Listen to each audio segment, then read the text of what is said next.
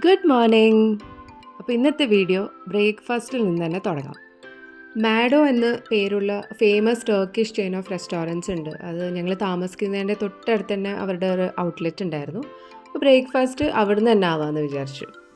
ഇവരുടെ മെനു ഒക്കെ നോക്കിയിരുന്നു കഴിഞ്ഞാൽ നമുക്ക് എന്തായാലും ഒരു തീരുമാനത്തിലെത്താൻ പറ്റില്ല. കാരണം അത്രയ്ക്കും ടെംപ്റ്റിംഗ് ആയിട്ടുള്ള ഒരുപാട് ഡിഷസ് ഉണ്ട്. അപ്പോൾ തുടക്കം ഒരു ടർക്കിഷ് ചായയിൽ നിന്ന് തന്നെ ആവട്ടെ. ചായക്കൊപ്പം ഓരോ കുക്കിയും പിന്നെ ഒരു ബാസ്ക്കറ്റ് ബ്രെഡും അവർ കൊണ്ട് തന്നു. പിന്നെ മെയിൻ ഡിഷായിട്ട് നമ്മൾ ഓർഡർ ചെയ്തത് ഒരു ചിക്കൻ പിസ്സയും ഒരു ചിക്കൻ റാപ്പും. അങ്ങനെ അവിടുന്ന് നടന്ന് ഞങ്ങൾ നിയറസ്റ്റ് ട്രാം സ്റ്റേഷനിലെത്തി. ഇന്നത്തെ കാലാവസ്ഥയും കണ്ടിട്ട് എന്തായാലും നമുക്ക് അനുകൂലമല്ല എന്നാണ് തോന്നുന്നത്. അത്യാവശ്യം മഴയും തണുപ്പും ഉള്ള ഒരു ദിവസം തന്നെ ആയിരിക്കും ഇന്ന്.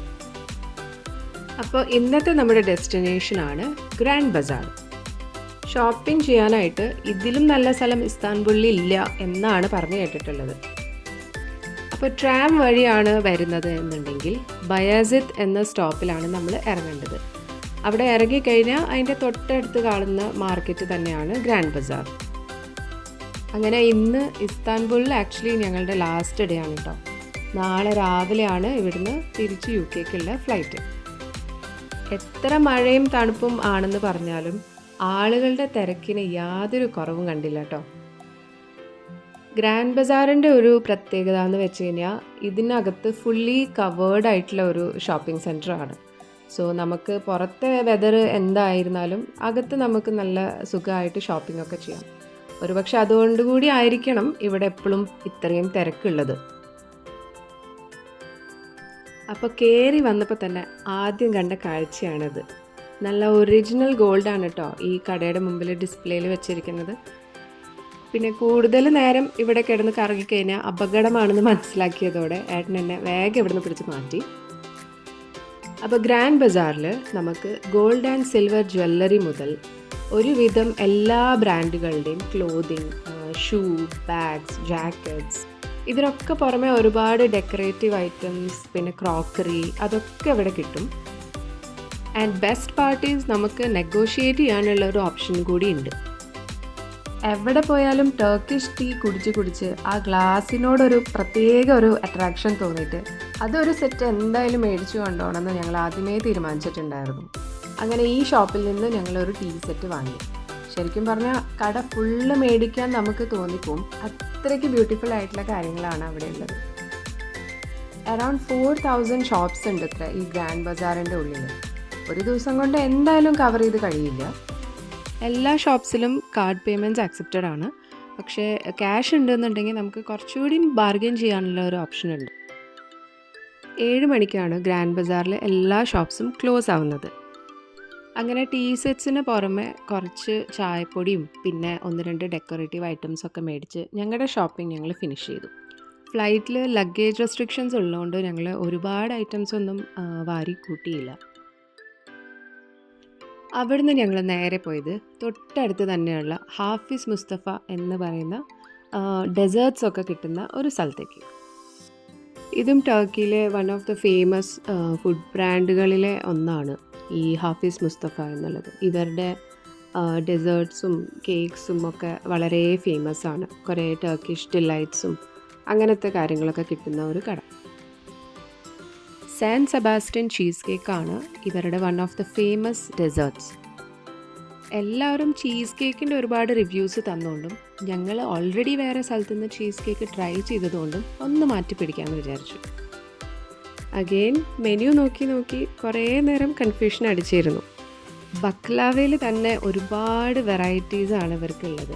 എന്താ ഓർഡർ ചെയ്യണ്ടേ എന്നുള്ള ഒരു ഡിസിഷൻ ഭയങ്കര ചലഞ്ചിങ് തന്നെയാണ് കേട്ടോ. അങ്ങനെ തിരിച്ചും മറിച്ചും അവസാനം ഒരു തീരുമാനത്തിലെത്തി. പിന്നെ എവിടെ പോയാലും നമ്മുടെ ചായ നമുക്ക് ഒഴിവാക്കാൻ പറ്റില്ലല്ലോ. അപ്പോൾ ആദ്യം തന്നെ ചായ അങ്ങോട്ട് പറഞ്ഞു. ഈ ഐറ്റമാണ് ട്രെസ് ലെച്ചസ്. പേര് പോലെ തന്നെ ടേസ്റ്റും അത്യാവശ്യം നല്ല സംഭവം തന്നെയായിരുന്നു. ഇനിയാണ് ഹൈലൈറ്റ് ഓഫ് ദ ഡേ. എന്താ സംഭവം എന്നല്ലേ? ഞങ്ങൾ താമസിച്ചിരുന്ന ഹോട്ടലിൽ അവർ സ്പാ പിന്നെ ഹമ്മാം അങ്ങനത്തെ സർവീസസ് ഒക്കെ പ്രൊവൈഡ് ചെയ്യുന്നുണ്ടായിരുന്നു. അത് മാത്രമല്ല ഗസ്റ്റിനാണെങ്കിൽ അവർ നല്ല ഓഫറും പാക്കേജസും ഒക്കെ കൊടുക്കുന്നുണ്ടായിരുന്നു.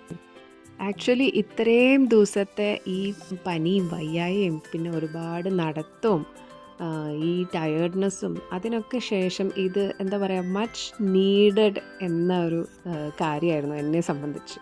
പിന്നെ ഫോണൊക്കെ ഒബ്വിയസ്ലി നമ്മൾ ലോക്കറിലൊക്കെ വെച്ചുകൊണ്ട് അവിടെ ഉള്ളിലത്തെ കാര്യങ്ങളൊന്നും എനിക്ക് റെക്കോർഡ് ചെയ്യാൻ പറ്റിയില്ല. ബട്ട് നല്ല അടിപൊളി സർവീസ് ആയിരുന്നു കേട്ടോ. നല്ല ഒരു റിലാക്സ്ഡ് ഫീലായിരുന്നു. അത് കഴിഞ്ഞ് വന്ന് സുഖമായിട്ട് അങ്ങോട്ട് ഉറങ്ങി. അങ്ങനെ നെക്സ്റ്റ് ഡേ രാവിലെയായി ഞങ്ങൾ ചെക്കൗട്ട് ചെയ്തു. അറൗണ്ട് ഒരു 7-7:15 ആയിട്ടുണ്ടാവും.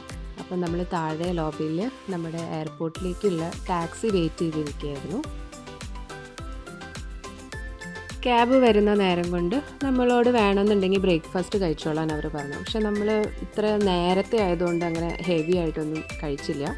ഇന്ന് പിന്നെ ആളും തിരക്കും ഒന്നും ഇല്ലാത്തതുകൊണ്ട് നന്നായിട്ട് റെക്കോർഡ് ചെയ്യാൻ പറ്റുന്നതുകൊണ്ട് ഞാൻ നിങ്ങൾക്ക് വേണ്ടിയിട്ട് അവിടുത്തെ വെറൈറ്റി ബ്രേക്ക്ഫാസ്റ്റ് ഒന്ന് കാണിച്ചു തരാമെന്ന് വിചാരിച്ചു. ടീ മുഖ്യം ബിഗിലേ എന്ന് പറയുന്ന പോലെ ചായ കുടിക്കാനുള്ള ഒരു അവസരവും ഞാൻ അവിടെ പാഴാക്കിയിട്ടുണ്ടായിരുന്നില്ല. എയർപോർട്ടിലേക്ക് പോകുന്ന വഴിയാണ് കേട്ടോ. സമയം രാവിലെ 7:45-8 മണിയൊക്കെ ആവാറായി. എന്നാലും രാത്രി പോലത്തെ ഒരു ഫീലിംഗ് ആണ്.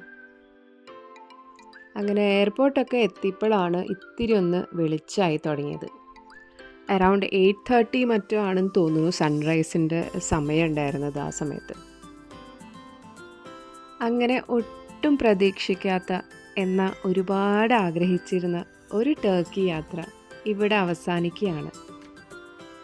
ശരീരം കൊണ്ട് വലിയ സുഖമില്ലെങ്കിലും മനസ്സ് ഒരുപാട് ഹാപ്പി ആയിരുന്നു. അപ്പോൾ അടുത്ത വീഡിയോയിലൂടെ കാണുന്നത് വരെ എല്ലാവർക്കും ബൈ.